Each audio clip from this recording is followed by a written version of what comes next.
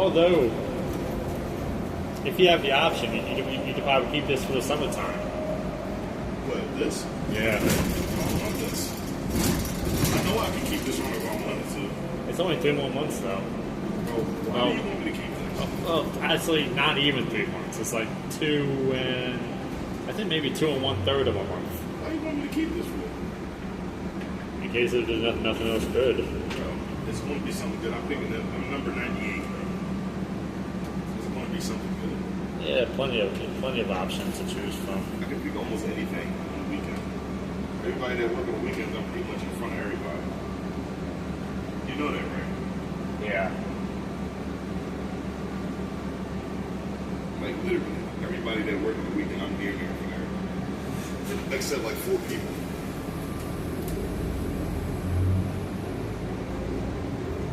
Like the guy that does the 99 on Sundays, he has the most seniority out of everybody that works on Sundays. He been working for like 20-something years. He just decided he likes working Sundays because it's easy for him. So he's been working Sundays for years.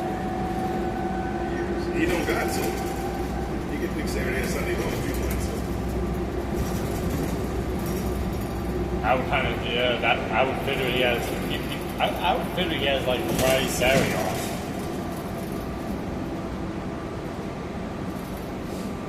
I think it's Saturday and Monday or something. Saturday and Monday is like the split day. Yeah. I think that's how I gotta look at it tomorrow. So I just think that a lot of operators don't really do split. A lot of seniority operators don't really do split days. I know they just work 5 straight days and they take 2 days off. Yeah, they either go Sunday, Monday, or Saturday, Sunday. Actually, yeah, that is true. I have no idea why he picks the ring the way he does. I think it just works well for him. He's been doing it for so many years. He probably just comfortable with it. No, his kids is grown, so then like, he got to be home on the weekend for no kids. They all grown.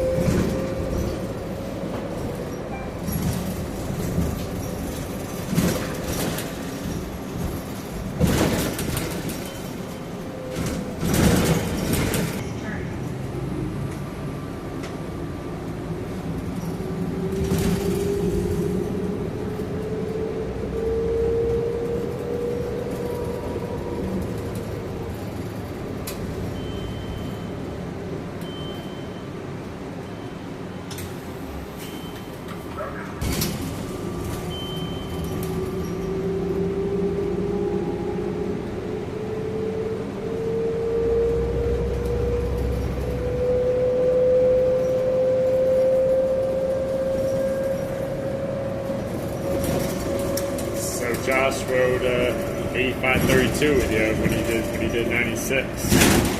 Yeah, 2 years ago, yeah. Oh, yeah. When he first got sent over here.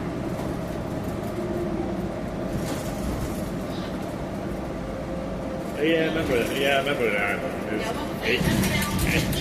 85 32, 33 and 34 came from Aladini. Yeah.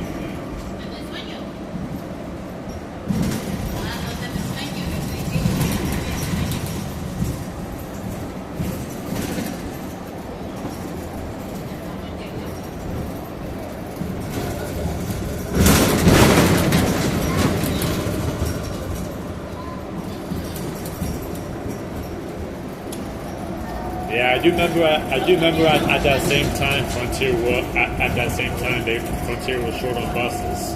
Yeah, extremely. Yeah, because a bunch of the D40s were retiring too fast. They were retiring before the DAEs even got here. So, like, Yeah. they used homes and stuff until the DAEs finally started coming to our building. Yeah, D40s weren't really holding up that long. Yeah. At least some of the second gens were though. Yeah, the second gen, they held up pretty well for the most part. Yeah, the A2s that we had, some of the couple of the A2 loans that we got from Allegheny, and then 83s and stuff. Yeah, A3 loans, Allegheny, and then some more from Allegheny when the 135 came out. Yeah. And then those couple that we got from Southern. Yeah, they lasted for a few months. Yeah. Not too long, but they were cool for what they were and how long they stayed.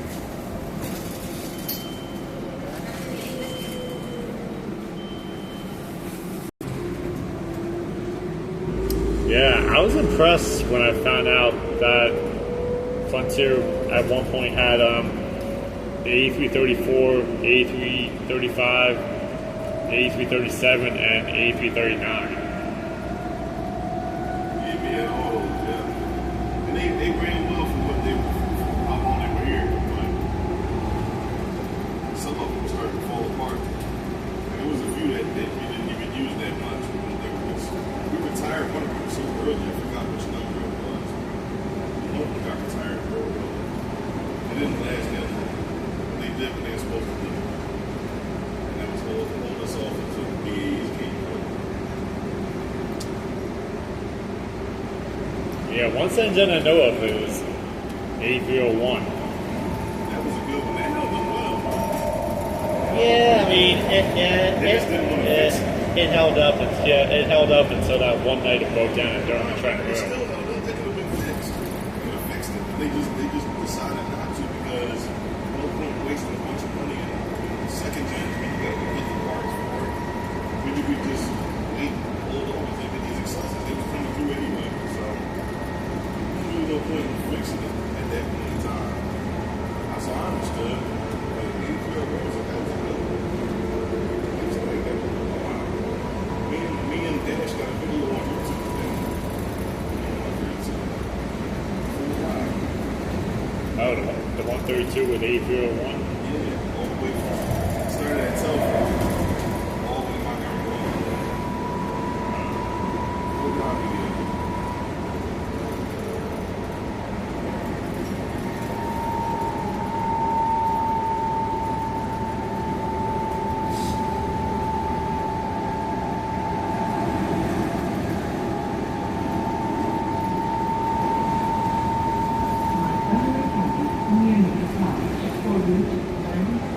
I know AT27 was trying to hold up, despite its issues it had twice in 1 week when you had it. Say it again. AT27 when it broke down twice in 1 week when you had it. Oh, yeah. That was I had bad luck with that. that was real funny. The first time it breaks down, you're on a 206, and then you're doing run 6, like maybe 3 days later. Yeah. Once you get Bouncy Valley, the bus just cuts off. I was excited. I was excited for that bus too. The second time I was in all year. I was hearing which way it had doing. Yeah, I had pretty bad luck with that bus.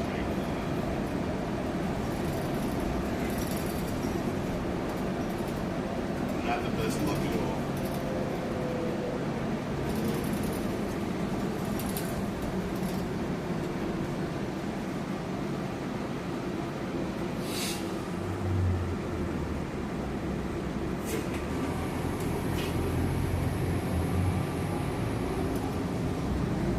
Well, on that pole over there was a old school 96 bus stop. Yeah, it's one on the other side of the street too. It's an old school stop on the other side.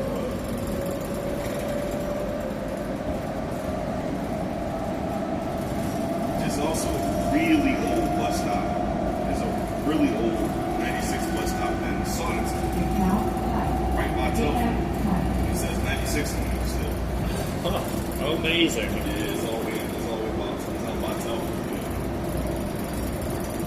Still there, it says that. If it's in Telford, it must be close to the Landis Market. Well, no, it wasn't in Telford. It was near Telford. It was in Sonneton, Oh. which is right next to Telford. The One neighborhood that the 132 goes through right before. Yeah, 132 do go past there.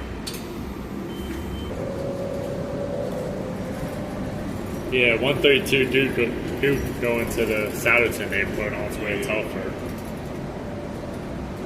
Yeah, it's an old school. It's in clear view. Right on the pole. It's still there. It says, like the old bus stop, the little bus picture, and it just has the number underneath it. Yeah, I mean, 96. yeah, I mean, if I happen to search for it on Google Maps, maybe if I know the exact location. I'll give you the exact location when I get a long break. I'll send it to you. Alright. I'll check it out. Yeah, speaking of old bus stops, especially that one day when we when he did a detour 94 and he spotted the 134 bus stop. Yeah. They still got 92 shelters up after Westchester University too. The shelters are still there for the 92. Yeah. Bunch of old stuff. Yeah, still around. For some reason, there's a 203 bus stop along the 94. Speaking of abandoned bus shelters, especially those two bus shelters on Street and Old Lincoln Highway from back then when the 20 used to go to Shiny Mall. Yeah, I know. And then the abandoned bus stop on the corner of Yeah, what is that? Bristol Oxford Valley Road and Mill Creek right on the corner. that's still there. It's always been there. Back when most of the non-state street. Yeah, until around 2021, there was a bus shelter on Bush Oxford Valley and Lakeland Avenue. Really? Yeah, I was walking down there one day visiting one of my family members, and I spotted that bus shelter there. Yeah, they took it away like 3 years ago. Oh, so it was there when I was operating on 129. Damn, I didn't know that. I didn't pay no mind. You said 3 years ago. I was driving 129 3 years ago. I didn't even notice it. I love how on the 135 Rudy, all of those old bus stops are Route 8 bus stops. They just put 135 on the sign and stuff. All of those shelters are from the A. They just left them all there. I love that. Shopping.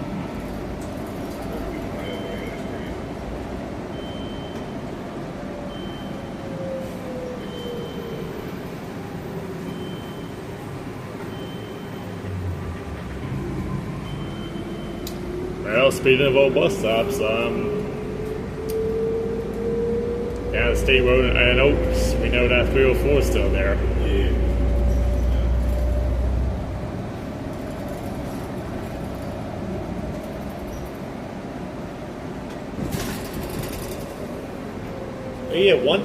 One thing I looked up on virtualtransit.org. The Neshaminy trips on the 20 were discontinued back in 1997. Well, that's when it stopped going there. Yeah. I wonder what made them stop doing it. My only guess could be funding cuts. Which was that same situation with when they discontinued the 134 back in 2012. When they discontinued the 304, it was only because of low ridership. I don't think there was funding cuts. I mean, it might have been. I'm not too sure. How often did the 20 go to the Chamonix? Like once an hour or something like that? I have no idea. Only people who probably know that would I think the only person who would know that would probably be Dash. Now, mind you, where did you see that? Where did you see that at? Virtualtransit.org. They got information about that stuff? Yeah. On the announcement list when you play all the old announcements from years past. Yeah, the 20 had the Chamonix trips. They had express trips on the Chamonix, and they also had the Chamonix via Keswick trips.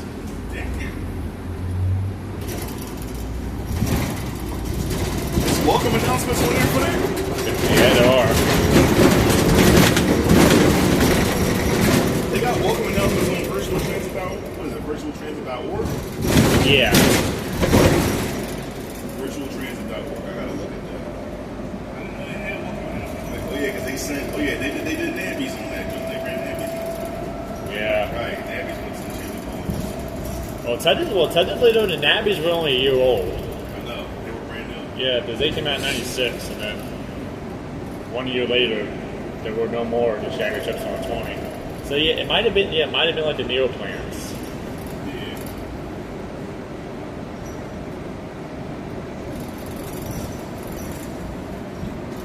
So they either went to the Chamonix or they went to Franklin Mills. It was either or, right? Some trips went to Franklin Mills, some trips went to the Chamonix, right? Well, I'm not sure. I'm not too. The Chamonix trips also go to Franklin Mills. Well, I'm not too sure exactly when the 20 started going to Franklin Mills. They always go to Franklin Mills, I think. Yeah, so something tells me if it did that, I think. Stayed straight and went to Street Road and took Street Road. Oh yeah, so it basically followed most of the 130s route when it goes to the Chamonix Mall, and when the 50 goes to well, back then it was Philadelphia Park. Yeah. Well, today it's Park Casino. Not the 130, it followed the 50. Yeah. Except when I got the Street Road, it just stayed straight. Well, yeah, the 50s route when it goes up Knights Road to the Street Road, or it makes that left. Yeah, but it didn't take Richelieu or nothing like that. It had to stay straight. It did, yeah. It went past Richelieu, stayed straight like how the 1 do when it goes 54 to the city, and how the 150 when it makes its way to Columbia Mall. And then it made a right on Old Lincoln Highway, right? Yeah, it went all the way down the Old Lincoln Highway and then made a right. Same way like the 14 goes. Yeah, and then two possibilities. One, it either went through the Horizon Shopping Center. So it stayed stayed straight and made a right on Rockville Road.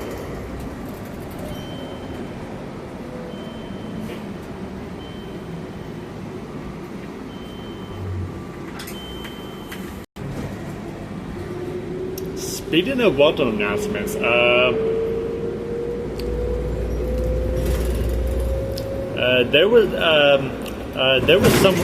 there was somehow a welcome announcement on the 24 for Willow Grove.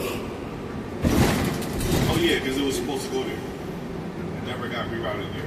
Oh my! I remember that. I was a kid in that shit. They were supposed to. 24 was supposed to be extended to Willow Grove Mall. So then back then it probably would have been Frankfurt to Willow Grove. Yeah, it would have been Frankfurt. That would have been interesting. So SEPTA never pulled that off. Yeah, they never pulled the trigger on it. Wow.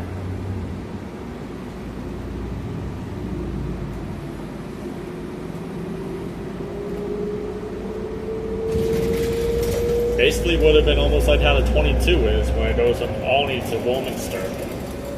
Not the same. Not the same. Well, maybe a little similar, but different. They should have did it. People have been complaining all the time about how they don't have a bus that goes from Northeast Philadelphia over to Willow Grove. Doesn't make any sense. However, though, you will tell me about it one time that there should be a route that goes by way of Street Road. Yeah, how it goes through go through Easterville, Southampton, into the Warminster area, and then probably turn left off to Old York Road, and then go down towards Halfway Road. That would be overlapping the 22 though. He wouldn't have to ever do that. They wouldn't go to Southampton. If you went to Wood Grove, the bus wouldn't go to Southampton. Wouldn't even go that far. I mean, Street Road cuts through Southampton though. Yeah, but you don't gotta go all the way to Street Road to get to Wood Grove Mall. Right after you pass the Ferry's train station, you can make a left right there. Oh yeah, where the 88 comes in. You can make a left right there and go to Wood Grove. You ain't gotta go all the way there. You ain't gotta do all that. It would be a completely different route.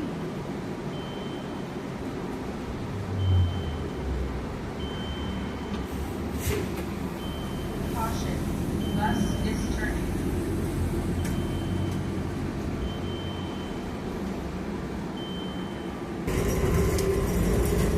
Yeah, that'd be something to figure out. I mean, It ain't that hard to figure out, bro. I mean, Wood Grove and all that is right next to Northeast Philadelphia, so it's not hard to figure out. And you gotta remember, 24 passes through Abington to get to Southampton, so it's already right there by Wood Grove. It goes through Abington. well, I mean, if SEPTA were to ever pull that off, it would certainly be a great route. I agree, but it's not happening now.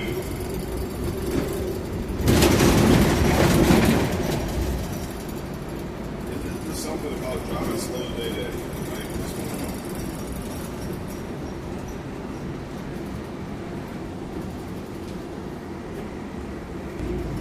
I'll be watching.